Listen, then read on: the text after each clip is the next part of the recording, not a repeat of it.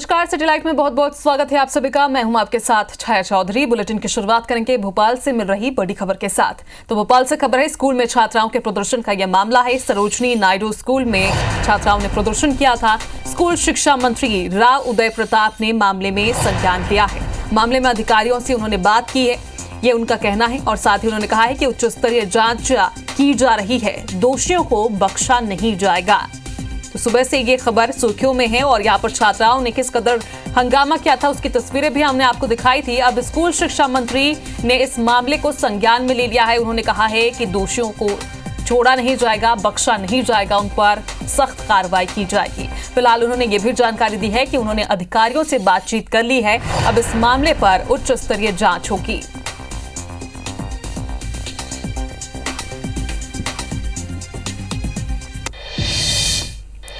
तो वहीं ग्वालियर से बड़ी खबर है, जो आरोग्य अस्पताल के ट्रॉमा सेंटर में आग लगने का ये पूरा मामला है। और सीएम डॉक्टर मोहन यादव ने ग्वालियर कलेक्टर से इस मामले पर बातचीत की है। घटना की उन्होंने जानकारी दी है।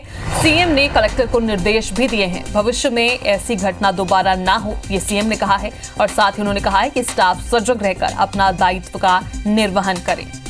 तो जो आरोग्य अस्पताल में आग लगी थी और इस घटना की जानकारी अब सीएम ने खुद कलेक्टर से फोन पर बातचीत करके ली है। उन्होंने कहा है कि भविष्य में ऐसी घटना दोबारा ना हो, इसके लिए सतर्क रहें, सजग रहें और अपने दायित्व का सही से निर्वहन करें।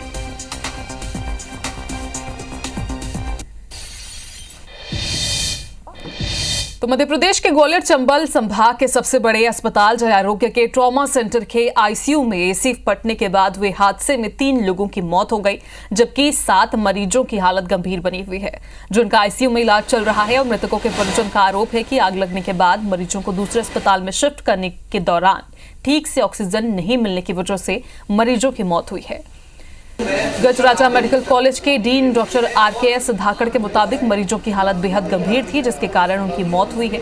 उन्होंने कहा है कि जिन मरीजों की मौत हुई वे पहले से ही वेंटिलेटर पर थे, जबकि उन्हें शिफ्ट किया जा रहा था। उस वक्त मरीजों को अम्बू पंप से सांस दी गई थी ताकि ऑक्सीजन हटाने से उनकी हालत ना बिगड़े। फिलहाल इस पूरे घटनाक्रम के बाद सरकार के आदेश पर गजराज मेडिकल कॉलेज के डीन ने 2 जांच कमेटियां बना दी है, जो सिलसिलेवार तरीके से घटना की जांच करेंगे।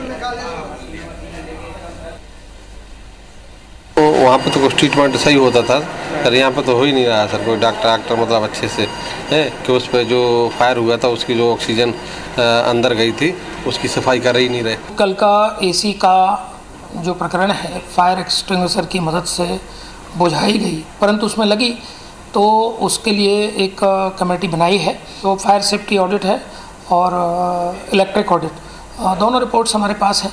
तो यही लोग असेसमेंट कर सकते हैं कि क्या कारण रहा होगा। तो इसकी जैसे ही जो भी रिपोर्ट आएगी वो हम आपके साथ शेयर करेंगे। भिलाई के NRI के पिता से ऑनलाइन धोखाधड़ी का मामला सामने आया है। पीड़ितों के मुताबिक शातिर ठग ने पहले तो खुद को CBI अफसर बताया और बैंक फ्रॉड का हवाला देते हुए खाते का डिटेल लेकर कई किस्तों में 1,04,90,000 रुपए अपने खाते में ट्रांसफर करा लिए। पीड़ित को ठगी का एहसास होने पर बुजुर्ग के बेटे ने भिलाई नगर थाने में FIR दर्ज करवाई। पुलिस ने बताया कि ये पूरा मामला 24 मई से 13 अगस्त 2024 के बीच का है। शातिर ने पीड़ित के मोबाइल में WhatsApp कॉल कर खुद को CBI अफसर बताते हुए ठगी की वारदात को अंजाम दिया है। वहीं जिस बैंक में खाता है वहां भी एक फ्रॉड का मामला सामने आया, इसलिए बैंक के सभी खातों की जांच की जा रही है। भिलाई नगर थाने में एक अपराध पंजीबद्ध हुआ है, जिसमें एक प्रार्थी से CBI ऑफिसर बन करके 1,04,00,000 रुपए अपने अकाउंट में ट्रांजैक्शन करा लिया गया। बाद में अकाउंट और उसके मोबाइल बंद हो गए। बाद में ठगी का एहसास हुआ, जिस पर से FIR दर्ज कर लिया। तो वहीं राजधानी रायपुर में IBC 24 की खबर का बड़ा असर हुआ है। दरअसल महिलाओं को रोजगार देने के नाम पर ठगी और उनके नाम से खाता खोलने के मामले को पुरानी बस्ती थाना पुलिस ने संज्ञान में ले लिया है। पुलिस ने नारी शक्ति संगठन की संचालिका शोभा ठाकुर और संगठन से जुड़ी महिलाओं से पूछताछ की है, जिसमें पता चला है कि भाटा गांव BUSP और EWS मकान में रहने वाली महिलाओं के नाम से लालपुर स्थित कर्नाटक बैंक में बड़ी संख्या में खाता खोले गए हैं। इतना ही नहीं, कई महिलाओं के खाते में 12 करोड़ 50 लाख लाख से ज्यादा का लेन देन भी हुआ है। इधर पीड़ितों ने नारी शक्ति संगठन के संचालिका शोभा ठाकुर और अंकिता श्रीवास पर खाता खुलवाकर एटीएम, पासबुक और उनके नाम से सिम रखने के आरोप लगाए। इस मामले में खातों का उपयोग महादेव सट्टा ऐप या काले धन को ट्रांसफर करने की आशंका है। सर मैं घर में ही रहती हूँ, हाउसवाइफ हूँ। तो शोभा ठाकुर मैम से जब मुलाकात हुआ, वो हमारे मोहल्ले आई थी, तो हमको फॉर्म भरवाई नारी शक्ति संगठन का, रोज़गार मिलेगा घर बैठे बोल के, पैकिंग सिलाई का। तो आपको फिर 2 महीना हो गया, 3 महीना हो गया। ऐसा मिला आपको? नहीं सर, कुछ नहीं मिला। तो मुझे नहीं पता मैम, जहाँ हम लोग कार्यालय में पासबुक ओपन किए थे ना, तो वो मैम ही पासबुक खुलवाए थे, तो फिर उनके पास ही खाता था, तो हम लोग को नहीं पता कि ट्रांजैक्शन कैसे हुआ। कुछ भी पैसा नहीं मिला है सर। ये खाता किसने खुलवाया था, कहाँ खुलवाया था? शोभा ठाकुर और कर्नाटका बैंक से। एटीएम कहाँ है इसका, सिम कार्ड कहाँ है, ओटीपी आता हो? शोभा ठाकुर तो 2 करोड़ 2.5 लाख 1 रुपया नहीं मिले सर। खाते में आया तो पता तो लगा? नहीं सर, हमारा कोई पता नहीं है। पासबुक और एटीएम कहाँ है? शोभा मैडम के पास, शोभा ठाकुर। उनका खाता खुलवाया गया है। 10 अकाउंट के स्टेटमेंट है, जिसमें लगभग 12 करोड़ के लगभग आसपास की ट्रांजैक्शंस दिख रहे हैं, 10 अकाउंट मिला करके। तो इस प्रकार से अभी भी उसको जांच में रखे, हम आगे तस्दीक करके अग्रिम कार्रवाई जल्द करेंगे। तो वहीं राजधानी भोपाल के गोविंदपुरा इलाके में एक बार फिर हनी ट्रैप का मामला सामने आया है। आरोपियों ने भेल के एक सीनियर अधिकारी को रशियन युवती से मुलाकात का झांसा देकर हनी ट्रैप में फंसाया और करीब 2.5 लाख रुपए की वसूली की। बाद में आरोपी उन्हें अगवा कर जबलपुर ले गए, लेकिन किसी तरह से पीड़ित अधिकारी आरोपियों के चंगुल से छूटकर पुलिस के पास पहुंचे और शिकायत दर्ज करवाई, जिस पर पुलिस ने पीड़ित अधिकारी के पुराने दोस्त और उसकी 2 महिला मित्रों समेत 4 के खिलाफ एफआईआर दर्ज की है। मुख्य आरोपी को पुलिस ने गिरफ्तार भी कर दिया है, बाकी की तलाश की जा रही है।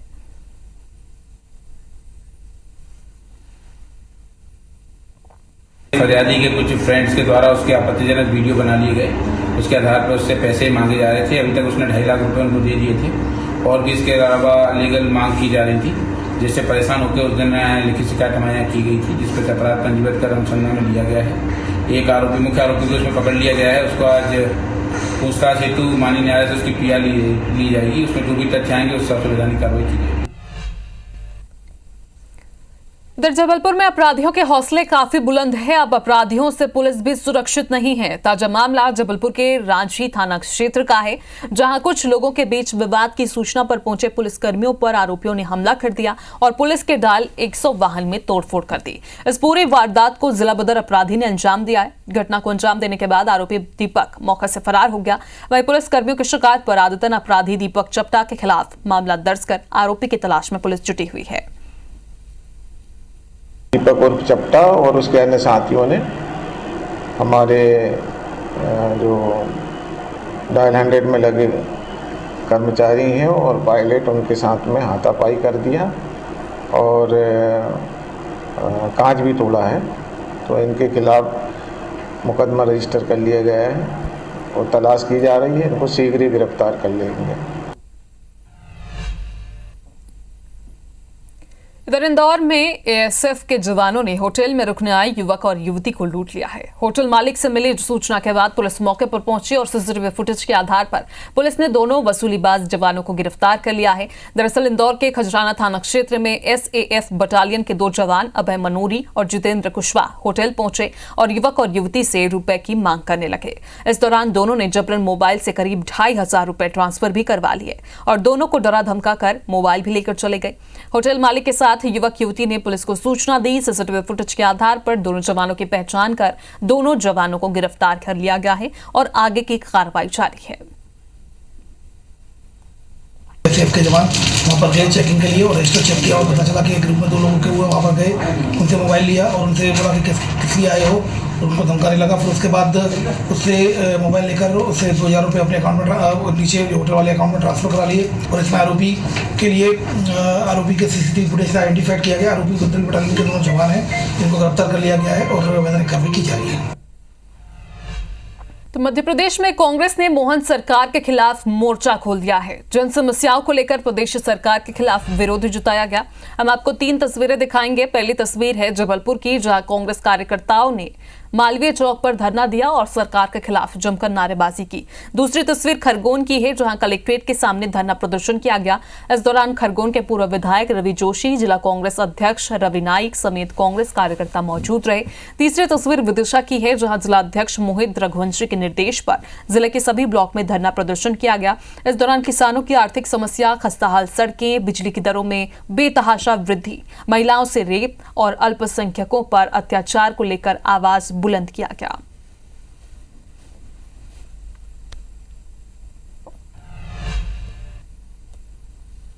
इधर छत्तीसगढ़ के मुख्यमंत्री विष्णुदेव साय बिलासपुर जिला एवं चित्रकूट में जिला अधिवक्ता संघ के शपथ समारोह में शामिल हुए। सीएम साय ने कार्यक्रम को संबोधित करते हुए कहा कि बिलासपुर जिला अधिवक्ता संघ का बेहद गौरवशाली इतिहास है। यहां से कई विधिवेत्ता और जनप्रतिनिधि समाज को मिले हैं। अधिवक्ता संघ समाज के हर तबके को न्याय दिलाने का काम कर रहा है। तो वहीं सीएम ने कोर्ट परिसर में एक सामुदायिक भवन, राजस्व मंडल और स्थायी लोक अदालत में भी सदस्यों की नियुक्ति जल्द करने का आश्वासन दिया। इस कार्यक्रम में डिप्टी सीएम अरुण साव समेत कई नेता मौजूद रहे।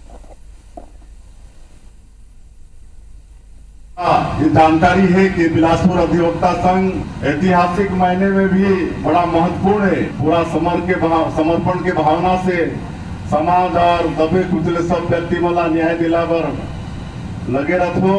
आज ये अवसर में मैं आपन के नवीन सामुदायिक भवन की घोषणा करत हूँ। नवीन सामुदायिक भवन की घोषणा करत हूँ। और ये जो राजस्व मंडल में सदस्य मन की नियुक्ति ये जो पेंडिंग है इला बहुत जल्दी करावो। तो बीजेपी में शामिल होने के बाद वरिष्ठ आदिवासी नेता नंद कुमार साय ने भाजपा प्रदेश अध्यक्ष किरण सिंहदेव से मुलाकात की। मीडिया से चर्चा करते हुए नंद कुमार साय ने कहा कि मुख्यमंत्री ने बीजेपी की मेंबरशिप को लेकर सराहना की है। सीएम ने कहा कि इससे पार्टी को नई मजबूती मिलेगी। किरण सिंहदेव से मुलाकात के सवाल पर कहा कि पद उनके पास है, वो क्या जिम्मेदारी देंगे, क्या तय करेंगे, ये उनके हाथों में है। बीजेपी हमारा पुराना घर है। बता दें कि नंद कुमार साय ने मिस्ड कॉल के जरिए भारतीय जनता पार्टी की सदस्यता ली है और विधानसभा चुनाव के पहले वो भारतीय जनता पार्टी छोड़कर कांग्रेस में शामिल हो गए थे। उन्होंने कहा कि आपने बहुत अच्छा किया, मेंबरशिप ले लिया है, इससे पार्टी में नई शक्ति आ गई है। क्या जिम्मेदारी देंगे, क्या काम तय करेंगे, माननीय अध्यक्ष जी का भूमिका है उसमें। स्वागत तो कर रहे हैं। मैंने कहा कि स्वागत नहीं है, तो हमारा पुराना घर है, काम है। केंद्रीय गृह और सहकारिता मंत्री अमित शाह के दौरे के बाद छत्तीसगढ़ में सहकारिता आंदोलन को बढ़ावा देने के लिए काम शुरू हो गया है। सहकारिता सचिव की अध्यक्षता में कई विभाग के अधिकारियों की समीक्षा बैठक हुई, जिसमें यह फैसला लिया गया कि अब पूरे प्रदेश की हर पंचायत में सहकारिता समिति का गठन किया जाएगा। अपेक्स को मल्टी यूटिलिटी सेंटर के रूप में विकसित करने पर जोर दिया जाएगा। वहीं अब सहकारिता समितियों में सिर्फ खाद बीज ही नहीं बल्कि आधार, जनौषधि केंद्र और गैस रिफिलिंग सेंटर समेत 14 तरह की गतिविधियों के केंद्र होंगे। इसके अलावा अपेक्स बैंकों को गैर कृषि ऋण बढ़ाने, लघु अवधि की बजाय मध्यम और लंबी अवधि के लिए कृषि ऋण देने पर भी जोर दिया गया। आज की बैठक में संभाग स्तरीय और जिला स्तरीय अधिकारी सम्मिलित हुए। इसके अतिरिक्त जो बैंक के हमारे सीईओ हैं वो भी सम्मिलित हुए। उन सभी को ये निर्देशित किया गया है कि जो शासन की मंशा है उसके अनुरूप पूरी तरीके से योजनाओं का क्रियान्वयन बेहतर ढंग से किया जाए। इसके अतिरिक्त जो बैंक है उनको ये भी निर्देशित किया गया है कि न केवल एग्रीकल्चर लोन का विस्तार किया जाए बल्कि नॉन एग्रीकल्चर एक्टिविटी में भी लोन का जो हमारा डिस्ट्रीब्यूशन का कार्य है उसको बढ़ाया जाए। तो छत्तीसगढ़ के नेता प्रतिपक्ष डॉक्टर चरणदास महंत ने साय सरकार पर 1000 करोड़ रुपए से ज्यादा के भ्रष्टाचार का आरोप लगाया है। रायपुर के राजीव भवन में प्रेस कॉन्फ्रेंस कर महंत ने कहा कि साय सरकार ने 144 लाख मीट्रिक टन धान की खरीदी की थी, लेकिन सोसाइटी में भंडारण, उठाव और मिलिंग में भारी लापरवाही बरती गई। सोसाइटी में पड़े 1038 करोड़ का धान सड़ गया। अब इसका उठाव नहीं हो सकता क्योंकि इससे चावल नहीं बनाया जा सकता। ये सब कुछ भ्रष्टाचार की नीयत से किया गया। इसकी शिकायत प्रधानमंत्री से लेकर राज्यपाल और लोकायुक्त में की जाएगी। यह आंकड़ा खुद विभाग की वेबसाइट पर दी गई है। इस भ्रष्टाचार के लिए सीएम दोषियों पर कार्रवाई करें। धान खरीदी केंद्रों में 4,16,410 क्विंटल धान का उठाव और संग्रहण केंद्रों में 21,77,000 1467 क्विंटल का उठाव नहीं किया जा सका। 1037 करोड़ 55 लाख रुपए का नुकसान होता है।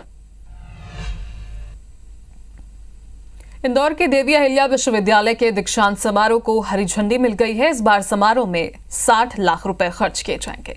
शेष प्रस्तावों के लिए कार्य परिषद की बैठक 9 सितंबर को होगी। बता दें कि दीक्षांत समारोह 19 सितंबर को होगा और इसमें राष्ट्रपति द्रौपदी मुर्मू बतौर मुख्य अतिथि के रूप में शामिल होंगी। दरअसल दीक्षांत समारोह में छात्र छात्राओं को कुल 116 स्वर्ण और रजत पदक दिए जाएंगे। इसके अलावा पीएचडी करने वाले शोधार्थियों को उपाधि से सम्मानित किया जाएगा। समारोह को डीएवीवी द्वारा विभिन्न समितियां बनाई जा रही हैं। अधिकारियों को समारोह में दी जाने वाली डिग्रियां जल्द बनाने के निर्देश भी दे दिए गए हैं और स्वर्ण रजत पदक हासिल करने वाले विद्यार्थियों की सूची तैयार करने को कहा गया है। वहीं कुलाधिपति, कार्य परिषद सदस्य, कुलपति, डीन और विद्यार्थियों के लिए पोशाकें तैयार करने के भी निर्देश हैं।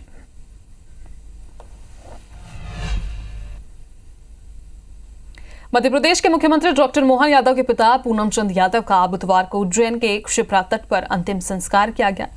पूनम चंद यादव ने लगभग 100 साल की आयु में मंगलवार को अंतिम सांस ली। बता दें कि वे पिछले एक हफ्ते से बीमार चल रहे थे और पिता के निधन की खबर मिलते ही मुख्यमंत्री डॉक्टर मोहन यादव तत्काल भोपाल से उज्जैन पहुंचे।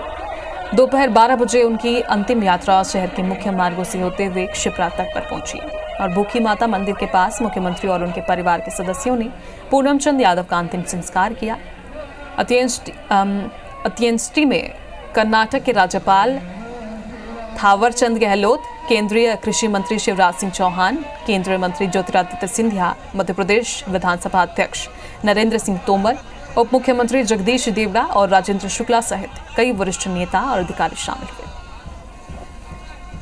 मुख्यमंत्री जी के पूज्य पिताजी शतायु थे। 100 साल का यशस्वी जीवन उन्होंने जिया कि दिवंगत आत्मा को शांति और मोहन जी और पूरे परिवार को ये गहन दुख सहन करने की क्षमता दे। ग्वालियर, चंबल, मालवा संभाग के लिए भी बहुत बड़ी है। मेरे लिए व्यक्तिगत रूप से एक क्षति है। भगवान अपने श्री चरणों में स्वर्गीय पूनम चंद जी को स्थान अपने दरबार में दे, यही प्रार्थना भगवान से करता हूँ।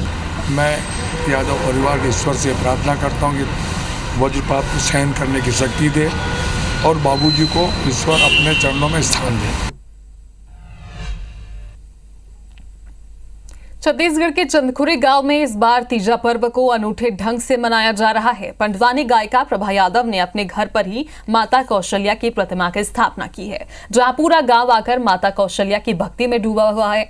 आज भगवान राम के सामने मिट्टी के बैल और जांता चलाने की रस्म भी निभाई जाएगी और इसके बाद 5 सितंबर को माता कौशल्या को करेला के साथ भात खिलाया जाएगा, जिसे यहाँ करू भात के नाम से जाना जाता है। गांव में भजन, पंडवानी और भरथरी लोकगीतों की ध्वनि चारों ओर गूंज रही है। इसके बाद 7 सितंबर को माता कौशल्या को नई साड़ी भेंट की जाएगी और उन्हें पारंपरिक भोजन बासी खिलाकर पूरे गांव में भ्रमण करवाया जाएगा। इस दौरान गांव के लोग अपनी बेटी के समान मानी जाने वाली कौशल्या के साथ समय भी बिताएंगे।